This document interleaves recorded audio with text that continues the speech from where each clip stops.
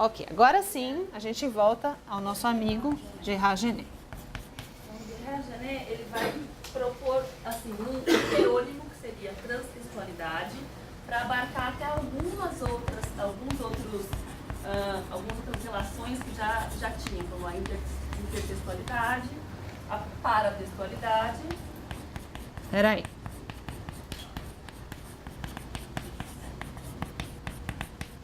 Só parando aqui um pouquinho, ó, vejam bem. Por que será que o Salvato Trigo vai justo para o Genet? O que vocês acham? Que é linguista também, né? Por sinal. Por que vocês acham isso?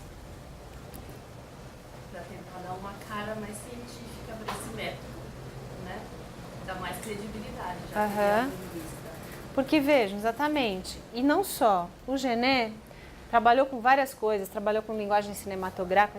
Vocês vejam que ele não vai, Salvato Trigo não vai para isso, né? Ele vai especificamente num tipo de pensamento do Genet que tem a ver com essa questão que o Genet chama de transtextualidade, mas que de um ponto de vista muito senso comum, muito nosso, muito sem até muito rigor científico, a gente poderia chamar de intertextualidade. São relações de intertextualidade, tá? Das quais, né, o Genet vai fazer toda uma tipologia muito detalhada, muito cheia de minúcias, que vocês não precisam guardar, porque eu não vou ficar cobrando em prova para vocês me dizerem se é arquitexto, transtexto, metatexto, não é isso, tá?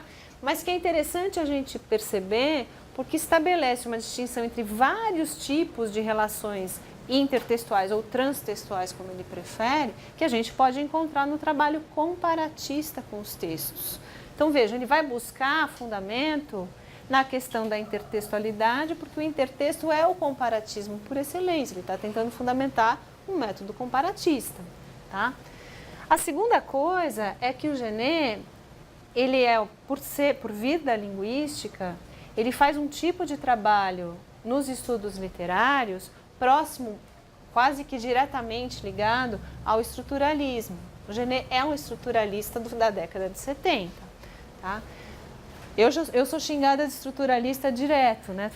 Você só fica prestando atenção na estrutura, essa coisa de forma, não sei o quê.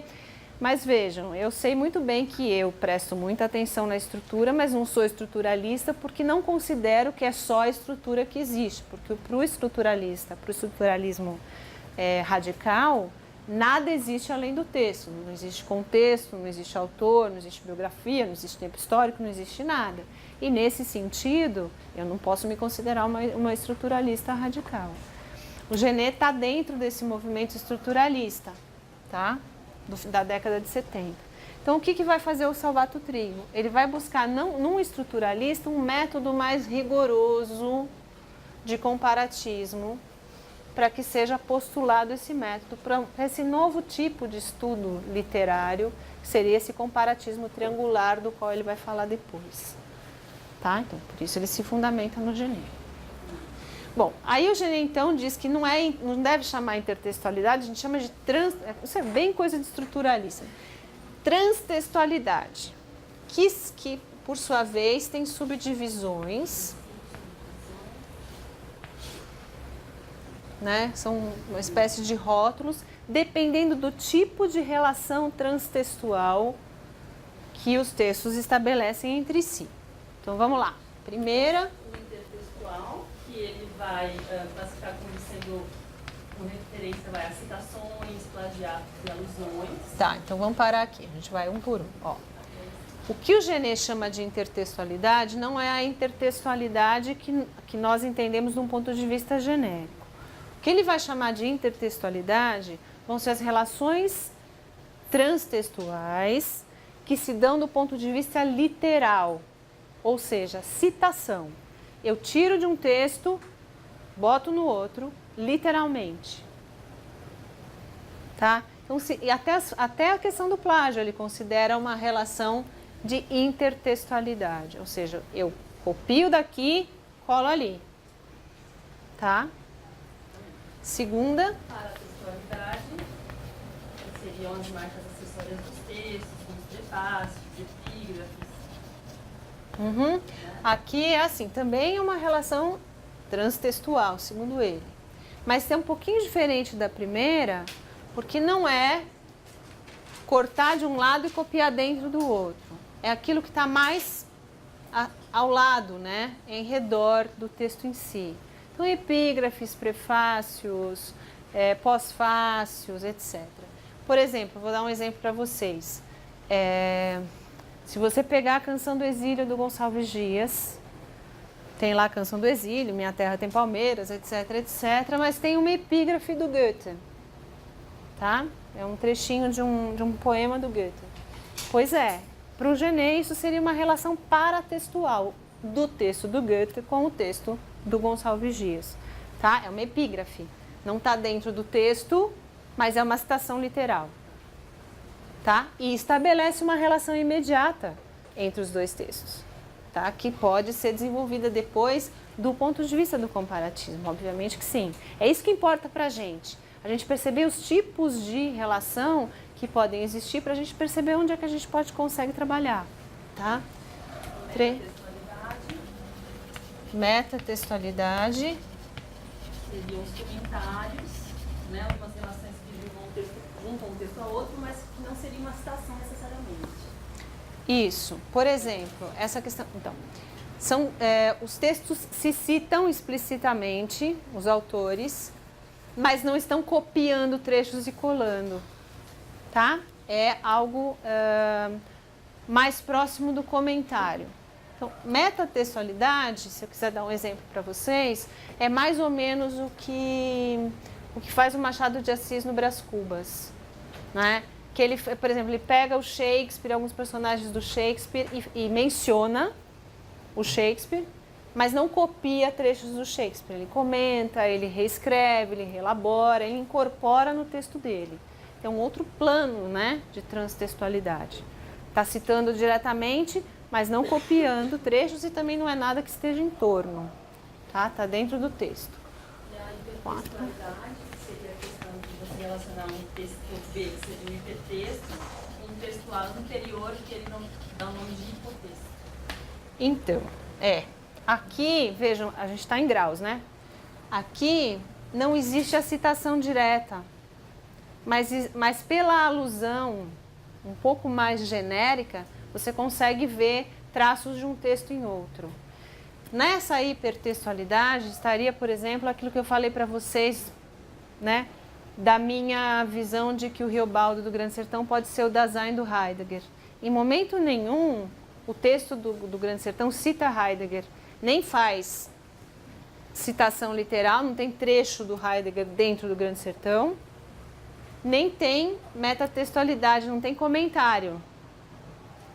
Mas eu consigo ver a relação por uma questão de conhecer os dois textos e perceber relações comuns nos dois. Então está um pouco mais abstrata a relação aqui, um pouco menos concreta. Tá? Um outro tipo, por exemplo, que também vem do Grande Sertão. Tem um romance do Luandino Vieira, escritor angolano, que chama João Vêncio, Os Seus Amores. É um romance de 67, acho. Ok. Olhando assim, nada. Se você começa a ler o romance e vê que a história é um mulato que conta a sua história para um doutor, que a relação de interlocução é igualzinha do Grande Sertão Veredas, que tem uma relação de linguagem, que o Luandino se inspira no Guimarães confessadamente, etc. Você olha João Vence os Seus Amores e lê Grande Sertão, Veredas. Tá? Não está explicitamente citado, mas existe uma alusão, vamos dizer assim. E o último... Seria mais silenciosa, seria a questão classificatória dos textos. Isso, é até aquela palavra horrorosa, né? Tão taxonômica. Tá? Ou seja, tem a ver com as relações de gênero. É você conseguir estabelecer relações transtextuais ou intertextuais, como vocês quiserem, por questões de gênero. Por exemplo, como é que o Dante, Alighieri, a Divina Comédia, a comédia se relaciona com a Eneida do Virgílio ou com a épica clássica, tá? Você está em relações de classificação. E é óbvio que isso traz resultados também para a gente, porque pode ser que seja interessante olhar por esse prisma. Tinha uma aluna no primeiro horário que dizia, tem uma peça do José de Alencar, que se chama Mãe, que para mim é uma tragédia grega, né? Tem traços da tragédia grega. Então percebem? Claro que ao ver o quanto a peça mantém ou modifica traços do gênero, você também está fazendo um trabalho comparatista, do ponto de vista das classificações. Fala. Você acha que essa classificação tem que ilumina o texto na hora da classificação? Não você colocar o rótulo, mas você conseguir enxergar tipos diferentes de relação, né? Porque de repente, quando você vai, vamos dizer assim, eu sou leiga, nunca fiz comparatismo. Eu vou fazer uma análise comparatista. Em geral, o que a gente percebe, quem tem menos, vamos dizer assim, prática no comparatismo, quando você vai comparar um texto com outro, ou você compara aqui ou você compara aqui. Ou você compara porque o texto faz alusão direta ao texto anterior, ou você compara porque você vê alguma semelhança desse texto com um outro texto que você já leu. Mas a gente, em geral, desconsidera os outros. Ou não percebe, ou não acha importante, ou não acha que seja possível atribuir sentido a partir deles. Eu acho que simplesmente rotular não ilumina nada. Mas saber que podem existir vários tipos de relação intertextual, acho que ajuda. Né? Eu acho que ajuda sim. Tá? Porque a gente começa a ficar menos rígido no que a gente busca em termos de comparatismo. Né? Eu acho que nesse sentido sim. Por isso que eu falei, não vou ficar cobrando, não vou botar o texto lá para vocês e falar assim, agora vocês me digam, por favor, que tipo de relação transtextual está aqui. Isso não me interessa. Interessa que vocês consigam enxergar tipos de relação diferentes. É isso que importa. Tá? Mas vejam que, de certa maneira, o que o Salvato Trigo está tentando fazer é fundamental o tal do rigor conceitual, que é aquilo que ele propõe desde o começo. Tá? Ok. Vamos em frente. Bom, aí ele vai partir para o comparatismo triangular, Uhum. a questão do português, Portugal, Brasil e África. Ele deixa claro que a gente não vai se ficar restrito a esse...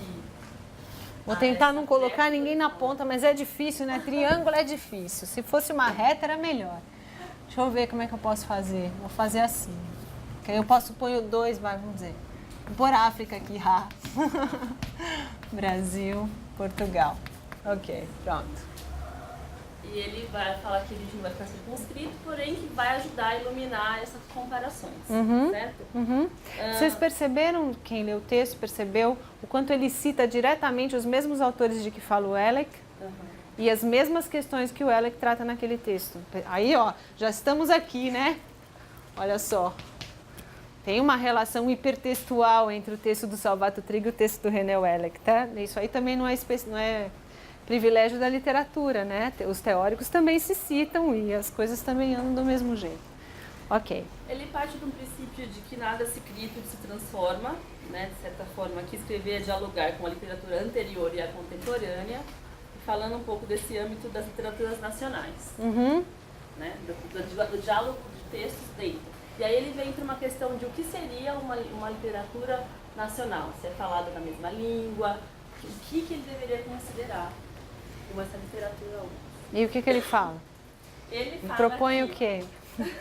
Que você tem que considerar. Ele põe essa questão, língua, raça, pátria, tudo isso que vai constituir a pátria, essa questão dele.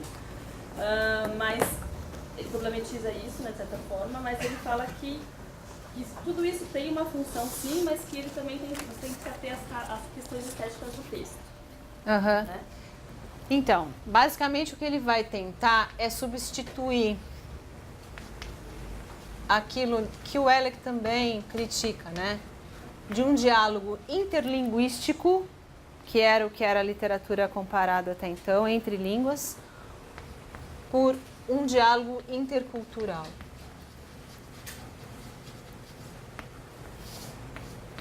E nessa passagem, entre a proeminência do conceito de língua para a proeminência do conceito de cultura, é que a gente percebe uma mudança, uma evolução, poderia dizer. Não é? De certa forma, olha, a gente está em 1980, né? De certa forma, essa passagem, ela, eu não diria que joga uma pá de cal, mas que isso continua. Aquilo que eu falei para vocês, né? As linhas, algumas são predominantes, outras declinantes, mas elas perduram por algum tempo, né? Então, de certa forma, isso aqui reverte, né? Vai além de uma proposta que vem lá do Hegel no século XIX, na poética do Hegel, muito essencialista ainda do Hegel, que dizia que uma nação é um só povo, numa só língua, num só território. Tá? Então, o Hegel, nesse sentido, dizia assim, a essência de um povo é tal que quando ela vem à tona, ele vai ocupar um território comum, porque as pessoas próximas se procuram, vamos dizer assim, pela sua essência. Falar uma mesma língua, porque essa língua expressa uma mesma essência coletiva. Né?